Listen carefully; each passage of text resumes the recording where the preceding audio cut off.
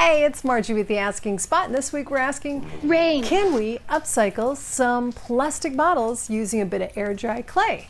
Now, the goal I'm having in this isn't just to upcycle them, but to actually make them useful phone charging stations. I'm going to do a couple experiments first before I go on to what I really want to do. You know how I do. So the idea with this is when you iron the plastic, you're giving it a slightly more rigid edge to it than when you originally cut it, makes it so flexible. And that's a good thing, but is it necessary? Well, if I were using a water bottle, which is a much more flexible piece of plastic, you can see it with the recycling symbol, and then it has a 1 in it. That would probably definitely need to be ironed, but with these being a number two, they're not as flexible. I can feel the difference. I can definitely tell that once they've cooled down, they do feel more rigid. But these twos, I don't know that it needed it, because here's the thing. One is it will wreck your iron. Yeah. We luckily have two. Fancy. I don't really iron all that often, so that wasn't too much of a loss. But the other concern I had, and of course I didn't get to this until like after I started doing it, I was like, hey, that's plastic fumes I'm putting in the air. Probably not a good thing. So heads up there. Upcycling some cardboard boxes here to make the base. And the thing to take away on this one is I'm making mine like 3 layers thick, but you want to make sure you tape the edges, because otherwise that open corrugation will kind of suck up a lot of the clay you're going to be using, and that's a bit of a waste and frustrating to say the least.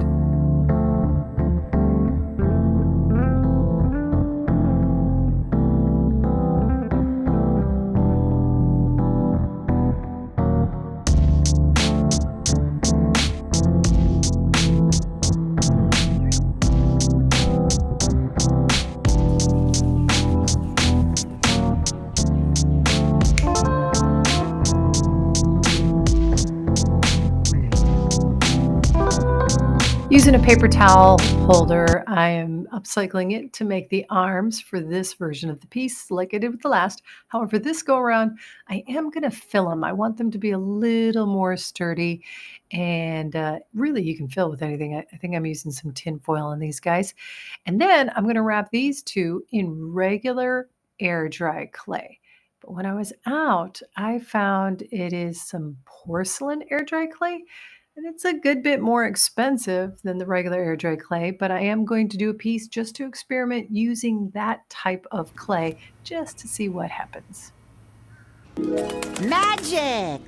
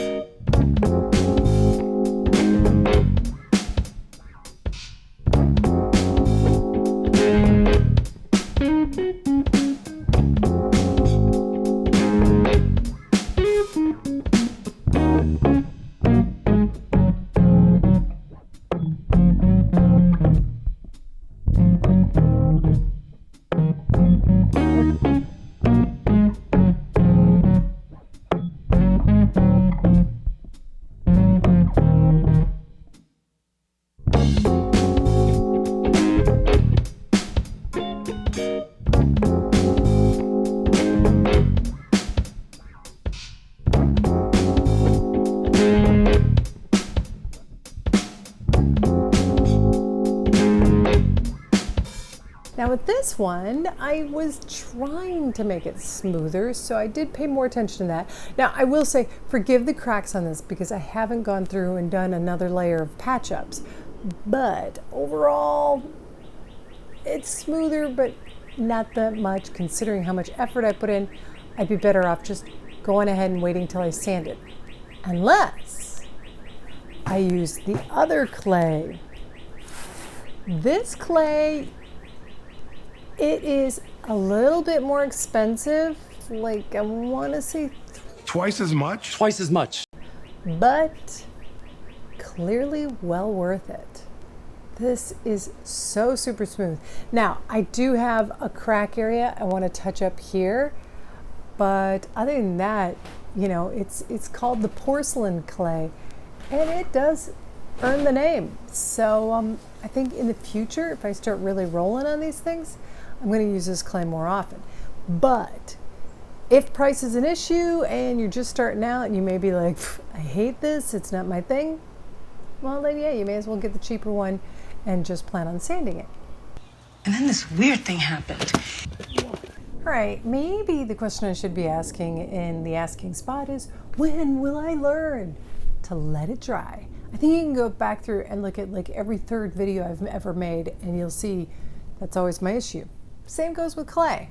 All right, so this is still an issue, and it's now become an issue with my bigger piece too.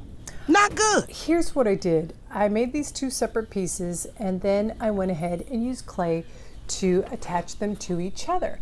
Now, technically, that would work, but I didn't let it dry. So when I tried to sand it, it wasn't completely dry where it adhered, and lo and behold, it came apart. So then I was like, all right, let's try a hot glue gun. The problem with that is it still wasn't completely dry, and this is a chalky substance. So you have the glue adhered to the outer dry parts of the piece, and then the dampness inside comes through and says, oh, you can separate from us. So that happened. So what I need to do if I have to glue them together is to paint them first so that there isn't that separation. But for starters, with both situations, because then the paint will just come right off, is I have to make sure it is completely dry before I do that.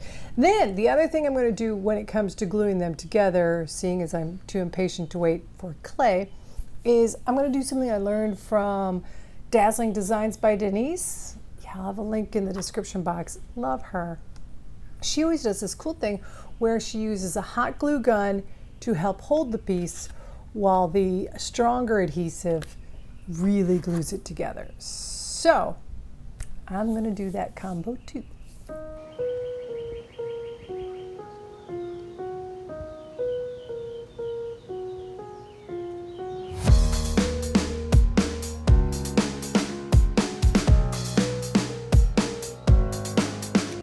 So for the big one, I went ahead and spray painted it red because I had that in hand already, and that was an easy way to put down a base coat. And then I added purple to it. And now to the smaller one, I spray painted it silver, and I'm adding a wash of the dark gray black color just so I can add some depth to it. Just, you know, really watered down paint, brush it on, and wipe it off. If you could, please consider subscribing and, like, comment, love it. It really helps out the channel. I'd take you back to where we all started, but, Okay. I mean, it was a lot of trash. But here's where things started to turn out.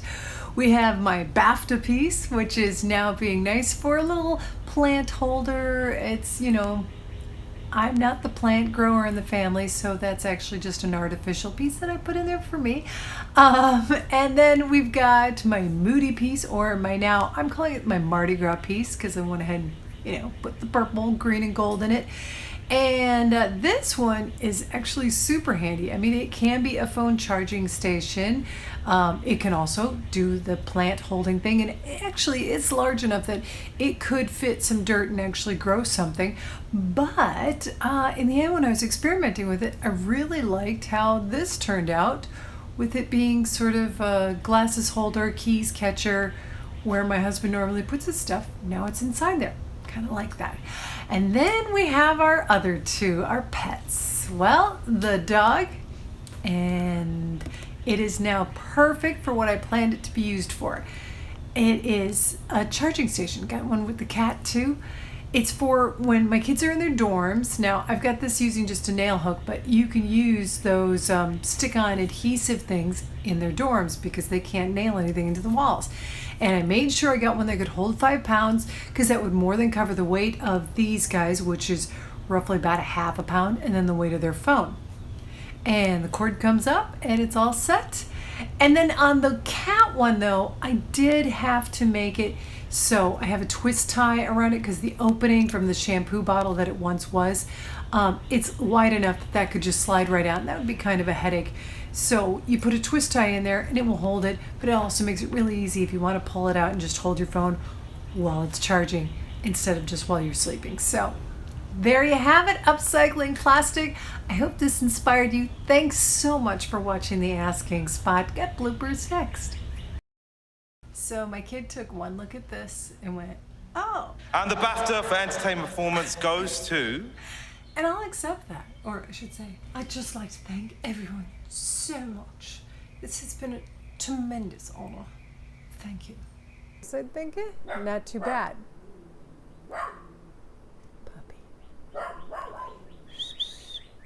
That was mistake number 1. There's a squirrel in the yard. Big plane. It's well, tropical storm, so glad I could stay under covers for this. That's kind of going nowhere. But they weren't that flexible.